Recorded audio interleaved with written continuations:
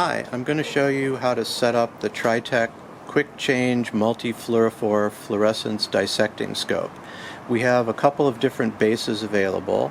This one is the high-resolution transmitted light base. It has a built-in LED illuminator, and it has a large frosted mirror that you can move this way, and you can rotate it to get a maximum amount of contrast. And we found that by having the diffusion farther away from the sample, that it actually increases resolution.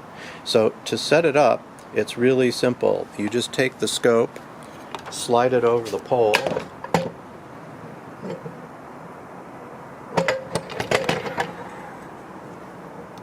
get it centered and there, and then you just turn the eyepiece head all the way around to where it stops like that, and set this set screw.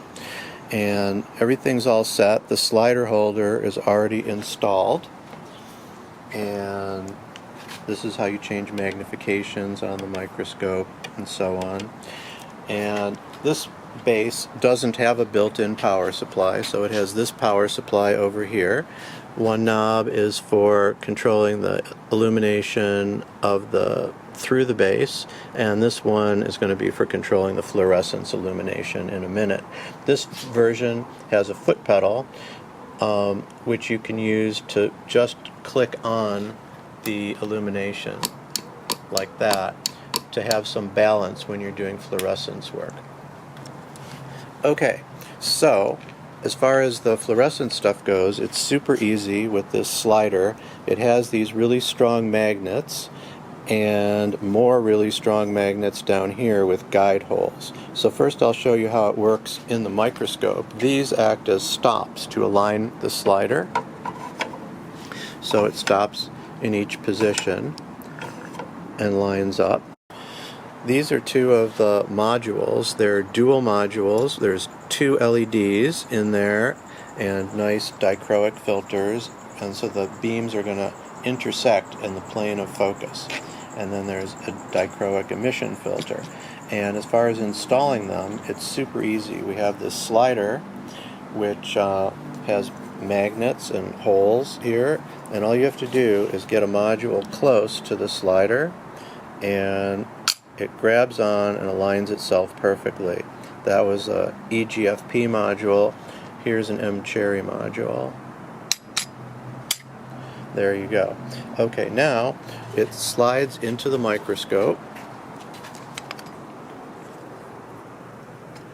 Slider, just like that. And that's all you have to do. And here you'll see there's these magnets on the top. Those are for alignment in the slider. So it automatically goes from one position to the next position.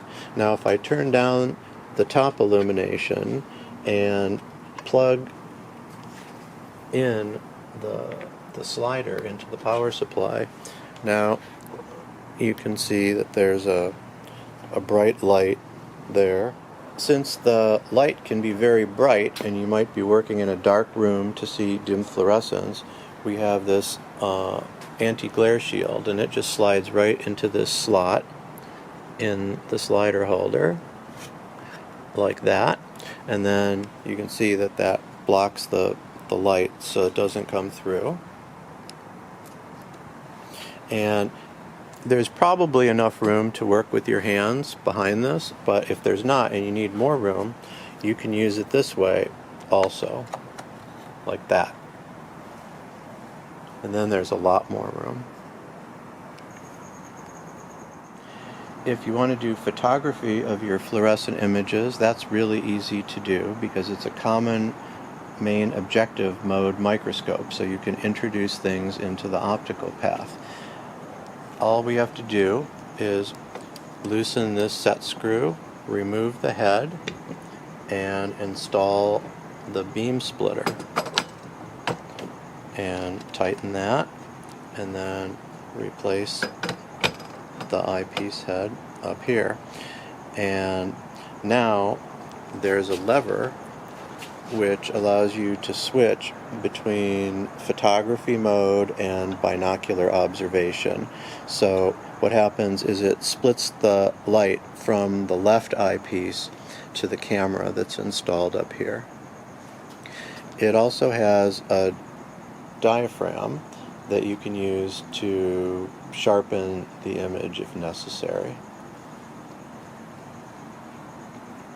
The microscope is really easy to use and to reconfigure for different fluorophores and for different handedness. For example, if you're right-handed and you pull this to this position, there's a lot more hanging over this area maybe than what you would want. So what you can do is you could just take this mCherry module off from here, switch it to this side, and now it's working, and there's a lot of room to work over here.